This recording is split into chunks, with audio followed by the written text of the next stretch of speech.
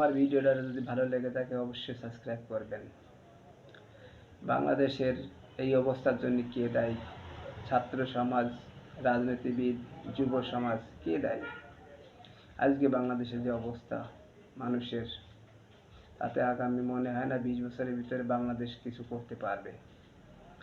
তারপরের কথা হচ্ছে যে আপনারা ঘন ঘন বলেন যে ইন্ডিয়া শত্রু আমাদের, ইন্ডিয়া আমাদের শত্রু। ইন্ডিয়া থেকে ভালো ট্রিটমেন্ট নিয়ে আপনারা ঠিক হয়ে যান, অল্প পয়সায় খরচা করে।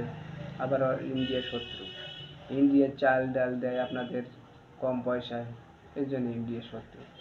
ইন্ডিয়া আপনাদের সাবান পাঠায়, কোলগেট পাঠায়, তেল পাঠায়, এই হচ্ছে ইন্ডিয়া শত্রু। যদি ইন্ডিয়া আপনাদের কিছুই না দিত তাহলে ইন্ডিয়ার শত্রু হতো না।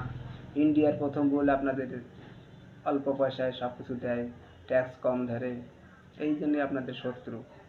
আপনাদের যদি 1 পয়সার জিনিস যদি 10 পয়সা ধরতো তাহলে আর শত্রু হতো না। ইন্ডিয়া এই জন্য শত্রু, আপনাদের সাহায্য সহযোগিতা করে। আপনারা ওইখান দিয়ে কম পয়সায় এসে ট্রিটমেন্ট হয়ে যান। এইখানে আপনারা পারবেন আমেরিকায় ট্রিটমেন্ট হতে? পারবে কোনো গরিব বান্দা ওই আমেরিকায় যে ট্রিটমেন্ট হতে? তার ইন্ডিয়া আসা লাগবে। ইন্ডিয়া আসলে সে আশা নিয়ে আসে যে আমি ইন্ডিয়া গেলে আমি ঠিক হয়ে যাব, অল্প পয়সার মধ্যে আমি ঠিক হয়ে যাব।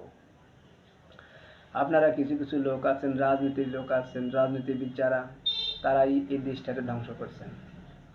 আপনারা সাধারণ পাবলিককে হয়রানি করছেন। আজ সাধারণ পাবলিকের অবস্থা কি? আপনাদের তো টাকা পয়সা অনেকে আছে, আপনাদের তো কোনো চিন্তা নেই, আপনাদের ছেলে পেলে সব বিদেশে পড়তেছে, আপনাদের কিসের চিন্তা? জনগণ আপনাদের তাড়া করবে, আপনারা বিমানে উঠে চলে যাবেন বিদেশে, ব্যাস। আপনাদের কিসের চিন্তা? আরে জনগণ নিয়ে ভাবেন, দেশের মানুষের কথা ভাবেন, শুধু আপনার কথা ভাবেন না।